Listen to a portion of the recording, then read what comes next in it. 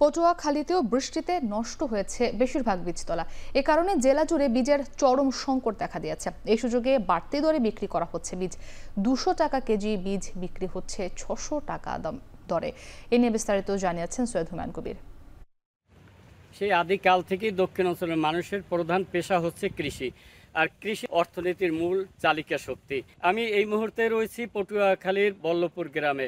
কৃষি বিভাগের তথ্য বলছে বছরে দেশে যে পরিমাণ আমন ধান উৎপাদন হয় তার 4 ভাগের 1 ভাগ উৎপাদিত হয় পটুয়াখালী জেলায়, এবং এবছর জেলায় 1,90,000 হেক্টর জমিতে আমন আবাদ করা হয়েছে।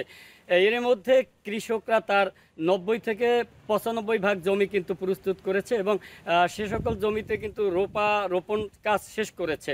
তবে প্রাকৃতিক দুর্যোগ, অতিবৃষ্টি, অতি খরার কারণে কিন্তু ক্রমাগত এখানকার কৃষকরা পিছিয়ে পড়েছেন। বৃষ্টিতে জেলার বেশিরভাগ নিম্নাঞ্চল তলিয়ে বেশিরভাগ বীজতলা নষ্ট হয়েছে, এবং জেলা জুড়ে কিন্তু বীজের চরম সংকট দেখা গেছে এবছর। এমন ভারী বৃষ্টি যদি সামনে অব্যাহত থাকে তাহলে একদিকে যেমন কৃষকদের আমন লক্ষ্যমাত্রা ব্যাহত হবে, তা অন্যদিকে তাদের বড় লোকসান গুনতে হবে। তো পটুয়াখালীর বল্লভপুর থেকে আমন উৎপাদন নিয়ে এই ছিল আমার কাছে আজকের মতো সর্বশেষ।